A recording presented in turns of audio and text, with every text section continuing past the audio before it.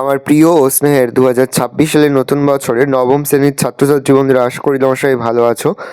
আজ আমরা যে বিষয়টি নিয়ে আলোচনা করব, নবম শ্রেণীর ফার্স্ট সামারি অর্থাৎ প্রথম পর্যায়ক্রমিক মূল্যায়নের ভৌত বিজ্ঞানের কোশ্চেন পেপার নিয়ে। দেখো সরাসরি স্ক্রিনে তোমরা নবম শ্রেণীর ফার্স্ট সামারি অর্থাৎ প্রথম পর্যায়ক্রমিক মূল্যায়নের ভৌত বিজ্ঞানের কোশ্চেন পেপারটা দেখতে পাচ্ছ। ফুল মার্কস তোমাদের রয়েছে 40, সময় তোমাদের রয়েছে 1 ঘন্টা 20 মিনিট।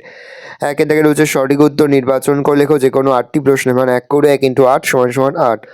শক্তির মাত্রিয় সংকেত হলো ml² (10⁻²). একটি লব্ধ একক হলো আলোকবর্ষ, অ্যাম্পিয়ার, ক্যান্ডেলা, জুল। জুল প্রদত্ত কোনটি দৈর্ঘ্যমাপার একক? লিপিয়ার, সৌরদিবস, আলোকবর্ষ, ওহম। উত্তর হবে আলোকবর্ষ। প্রদত্ত কোনটি স্কেলার রাশি? বল, ভরবেগ, ত্বরণ, কার্য। কার্য। সমত্বরণে গতিশীল কণার বেগ সময় লেখচিত্র একটি সরলরেখা, পরাবৃত্ত, অধিবৃত্ত, উপবৃত্ত। তবে সরলরেখা। রকেট উৎক্ষেপণের মূলনীতি যে সূত্রে নিহিত তা হলো নিউটনের তৃতীয় গতিসূত্র। এল এর কোন কক্ষে ইলেকট্রন বর্জিত হয়ে Al3+ গঠিত হয়? এম। ত্বরণ সময় লেখচিত্র দ্বারা আবদ্ধ ক্ষেত্রফলের হলো কণার বেগ। ক্যাথোড রাশির উপাদান হলো ইলেকট্রন। আলফা কণার বিচ্ছুরণ পরীক্ষার সাহায্যে আবিষ্কৃত হয় প্রোটন। প্রোটন আবিষ্কার করেন রাদারফোর্ড। থেকে রয়েছে নিচের প্রশ্নগুলির নির্দেশ অনুযায়ী উত্তর দাও। যে কোনো 7টি প্রশ্নের মান 1 করে 1 × 7 = 7। তড়িৎ প্রবাহ মাত্রা কী ধরনের রাশি? উত্তর হবে স্কেলার রাশি। সাধারণ স্কেলের লঘিষ্ঠ ধ্রুবকের মান কত? 0.1 সেমি। আলোকবর্ষ = ড্যাশ কিলোমিটার, 9.46 × 10⁻12 কিলোমিটার। এসআইতে বলের একক কি? নিউটন। ভর ঘনত্ব × ড্যাশ আয়তন। কোন মূল রাশির একক এসআই ও সিজিএস দুই পদ্ধতিতে অভিন্ন? সময়। বেগ সময় লেখচিত্রের নতি কোন ভৌত রাশিকে নির্দেশ করে? ত্বরণ। দড়ি টানাটানি খেলায় দড়ির উভয় প্রান্তে 15 নিউটন টান প্রয়োগ করলে দড়িতে টান কত হবে? 30 নিউটন। পরমাণুর সবচেয়ে ভারী কণা কোনটি? নিউট্রন। এইচআইতে ইলেকট্রনের ভর কত? 9.11 × 10⁻31 কেজি। তিনি দাগে রয়েছে নিচের প্রশ্নগুলি সংক্ষিপ্ত। যে কোনো 8টি প্রশ্নের মান 2 করে 2 × 8 = 16। ভৌত রাশি কাকে বলে? কয়েকটি ভৌত রাশির উদাহরণ দাও। যে সমস্ত প্রাকৃতিক বিষয়কে প্রত্যক্ষ বা পরোক্ষভাবে পরিমাপ করা যায় তাদের ভৌত রাশি বলা হয়। দৈর্ঘ্য, ভর, উষ্ণতা, কার্য, সরণ, বেগ, ত্বরণ, বল প্রভৃতি হলো ভৌত রাশি। লব্ধ একক কাকে বলে? উদাহরণ সহ বুঝিয়ে দাও। যে সমস্ত ভৌত রাশির একক এক বা একাধিক মূল এককের সাহায্যে গঠিত হয় সেই সমস্ত ভৌত রাশির এককগুলিকে লব্ধ একক বলা হয়। যেমন বেগ, ত্বরণ, ভরবেগ, বল, কার্য প্রভৃতি রাশির একক হলো লব্ধ একক। বেগ হলো কোনো বস্তুর সরণের হার। বেগ একক যে লব্ধ একক তা নিম্নলিখিত পদ্ধতিতে বোঝানো যায়। s = ½ a t³ সমীকরণে s হলো দূরত্ব, a হলো ত্বরণ, t হলো সময়। মাত্রা বিশ্লেষণ পদ্ধতিতে সমীকরণটি সঠিক কিনা যাচাই করো। দূরত্ব, ত্বরণ ও সময়ের মাত্রীয় সঙ্গে যথাক্রমে l, l⁻² O t। s = ½ a t³ সমীকরণে বামপক্ষের মাত্রীয় সংকেত l ও ডানপক্ষের মাত্রীয় সংকেত l⁻² t³ = lt। অতএব বামপক্ষের মাত্রীয় সংকেত ≠ ডানপক্ষের মাত্রীয় সংকেত। অতএব প্রদত্ত সমীকরণটি মাত্রাগতভাবে সঠিক নয়। নেক্সট, ভৌত রাশির মাত্রা বলতে কি বোঝো? মাত্রীয় সংকেত কাকে বলে? কোনো ভৌত রাশির মাত্রা বলতে সেই ঘাত বোঝায় যে ঘাতে দৈর্ঘ্য, ভর, সময় প্রভৃতি মূল এককগুলিকে উন্নতি করে ওই রাশিটিকে প্রকাশ করা হয়। কোনো ভৌত রাশির মাত্রা প্রকাশ করার জন্য যে রাশিমালা ব্যবহার করা হয় তাকে মাত্রীয় সংকেত বলা হয়। নিউটনের দ্বিতীয় গতিসূত্রটি লেখো। নিউটনের প্রথম গতিসূত্রে কি জানা যায়? কোনো বস্তুর ভরবেগের পরিবর্তন হার বস্তুর ওপর প্রযুক্ত বলের সমানুপাতিক। প্রযুক্ত বল যেদিকে ক্রিয়া করে বস্তুর ভরবেগের পরিবর্তন সেই দিকে হয়। নিউটনের প্রথম গতিসূত্র থেকে জানা যায় বস্তুর জাড্যধর্ম ও বলের সংজ্ঞা।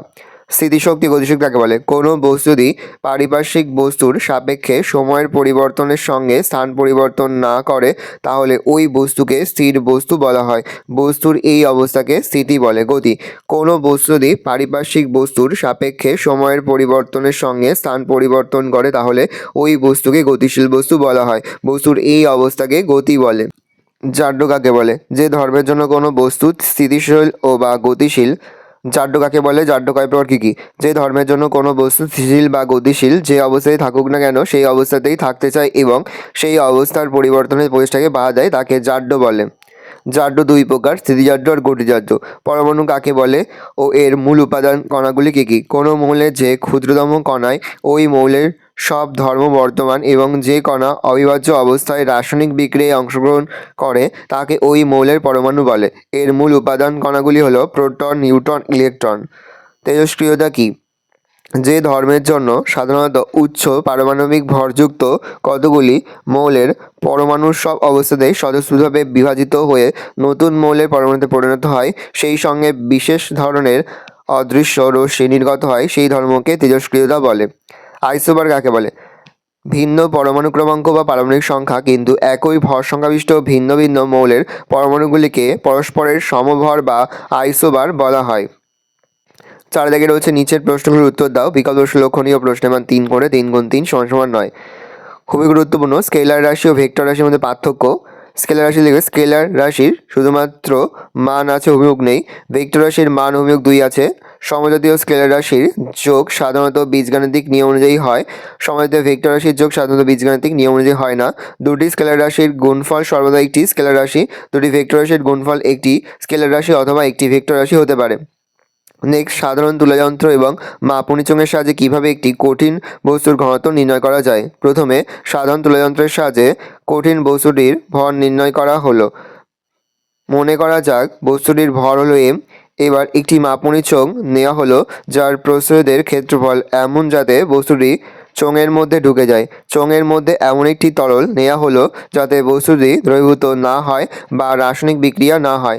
মনে করা যাক চোঙে তরলের আয়তন V1।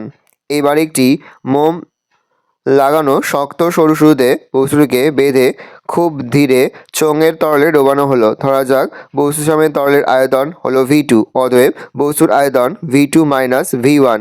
এখানে V2 মাইনাস V1 পার থেকে নিমজ্জিত সুতোর আয়তন বাদ দিলে বস্তুর প্রকৃত আয়তন পাওয়া যাবে। বস্তুর ঘনত্ব d=m/V2 মাইনাস V1। বীজগাণিতিক পদ্ধতি অনুসারে v² = u² + 2as সমীকরণটি প্রতিষ্ঠা করো। ধরা যাক সরলরেখা বরাবর a সমধরনে গতিশীল কোনো কণার প্রাথমিক বেগ u এবং সময় পরে বেগ v। v = u + at সমীকরণ 1। t সময় কণা দ্বারা অতিক্রান্ত দূরত্ব s হলে s = ut + হাফ at²। 1 নং সমীকরণ উভয় পক্ষের বর্গ করে পাই v² = u + at² = u² + 2ut + a² + t²। তাহলে u² + 2a ব্র্যাকেটের মধ্যে ut + হাফ at²। 2 নং সমীকরণ থেকে পাই v² = u² + 2as। এইটি নির্ণীয় সমীকরণ। নেক্সট, বেগ হাইপেন সময় লেখচিত্রের সাহায্যে s = ut + হাফ at² সমীকরণটি প্রতিষ্ঠা করো। ধরা যাক একটি কণা u প্রাথমিক বেগ নিয়ে a সমতরণে সরলরেখা বরাবর গতিশীল। সময়ে কণা বেগ এবং ওই সময়ে কণা তার অতিক্রান্ত দূরত্ব হলো s। 12 নং চিত্রে ox ও y হলো পরস্পর লম্বভাবে অবস্থিত দুটি অক্ষ। x অক্ষ বরাবর সময়, y অক্ষ বরাবর বেগকে প্রকাশ করা হলে এই সরলরেখা কণার বেগ সময় v লেখচিত্রকে প্রকাশ করো। যেখানে OA = u হলো কণার প্রাথমিক বেগ a বিন্দুতে অঙ্কিত সময় অক্ষের সমান্তরাল f সরলরেখা কণার ত্বরণের অবস্থায় বেগ হাইপেন সময় লেখচিত্রকে প্রকাশ করো। কোনো নির্দিষ্ট সময় OB = t তে কণার বেগ BC = v u + at। t সময় কণা দ্বারা অতিক্রান্ত দূরত্ব s = ট্রাপিজিয়াম OACB এর ক্ষেত্রফল। Half OA + BC × OB, half u + u + at × t = 2ut + at²। অতএব s = ut + half at²। Next, আয়নীভবন কি? আইসোটোপ কাকে বলে? ইলেকট্রন ও প্রোটনের মধ্যে দুটি সাদৃশ্য লেখো। বাইরে থেকে শক্তি যোগান পেয়ে পরমাণুর সর্বস্থ কক্ষপথ থেকে ইলেকট্রন কণা বাইরে বেরিয়ে যাওয়ার ফলে পরমাণুর ক্যাটায়নে পরিণত হওয়ার ঘটনাকে আয়নীভবন বলে। কোনো মৌলের বিভিন্ন পরমাণু যাদের পারমাণবিক সংখ্যা একই কিন্তু নিউক্লিয়াসে ভিন্ন সংখ্যক নিউট্রন থাকার ফলে ভর সংখ্যা আলাদা হয় তাদের ওই মৌলের আইসোটোপ বলে। ইলেকট্রন ও প্রোটনের মধ্যে দুটি সাদৃশ্য হলো ইলেকট্রন ও প্রোটন উভয় পরমাণুর গঠনের একটি মূল উপাদান, তো ইলেকট্রন ও প্রোটন উভয় আধানের পরিমাণ সমান। নেক্সট, রাদারফোর্ডের পরমাণু মডেলের গুণাবলী লেখো। রাদারফোর্ডের পরমাণুর গুণাবলী হলো, এই মডেলে প্রথম নিউক্লিয়াসে অস্তিত্বের ধারণা পাওয়া যায়। পরমাণুর সমগ্র ভর ও ধনাত্মক আধান নিউক্লিয়াসে কেন্দ্রীভূত হয়ে আছে, এই ধারণা পরবর্তীকালেও স্বীকৃত হয়েছে। 2 পরমাণু নিউক্লিয়াসের বাইরে বিভিন্ন কক্ষপথে ইলেকট্রনগুলি আবর্তনের ধারণা এই মডেলেই প্রথম পাওয়া যায়। 3. নিউক্লিয়াসে যত সংখ্যক প্রোটন আছে নিউক্লিয়াসের বাইরে বিভিন্ন কক্ষপথে আবর্তনের ইলেকট্রনের সংখ্যা ও তত এই ধারণা থেকে পরমাণুর তড়িৎ প্রশমতার ধারণা পাওয়া যায়। ভালো করে দেখে নাও, এই রোজ টোটাল তোমাদের ফার্স্ট সামারিক অর্থাৎ প্রথম পর্যায়ক্রমিক মূল্যায়নের ভৌত বিজ্ঞানের কোশ্চেন। এবার ভালো প্রশ্নটা দেখে নাও। যে প্রশ্ন উত্তরগুলি নিয়ে আলোচনা করলাম প্রতিটি প্রশ্ন উত্তর কিন্তু এবারে পরীক্ষার জন্য খুবই গুরুত্বপূর্ণ, সেহেতু প্রতিটি প্রশ্ন উত্তরই তোমাদের খাতে লিখে মুখস্থ করে ফেলবে। এই প্রশ্নপত্রের সম্পূর্ণ পিডিএফ ফাইল কিন্তু আমাদের ফেসবুক পেজ রয়েছে এডুকেশন ফ্যামিলি, সেখানে কিন্তু আমরা আপলোড করে দিচ্ছি, তোমরা কিন্তু অবশ্যই সেখান থেকে সংগ্রহ করে নেবে। কোনো প্রশ্নের উত্তর লিখতে বা বুঝতে কোনো কম অসুবিধা হয় তাহলে কিন্তু নির্দ্বিধায় কমেন্টে কমেন্ট করে জানাতে একদমই ভুলবে না। ভালো করে দেখে নাও। আশা করি ভিডিওটা ভালো লেগেছে। ভিডিওটা ভালো লাগলে ভিডিও লাইক করতে ভুলবে না। আমার নতুন হাত লাল ক্লিক সাবস্ক্রাইব প্রেস করে পাশে বেল আইকন প্রেস করে নতুন কোনো ভিডিও আপলোড করি সবার ফার্স্ট নোটিফিকেশন পেয়ে যাও। আর এই ভিডিওটি তোমার বন্ধু বান্ধবী আত্মীয় স্বজন সবার মধ্যে কিন্তু অনেক শেয়ার করে দিলে বছর ক্লাস 9-এ পড়ছে। ভালো করে দেখে নাও।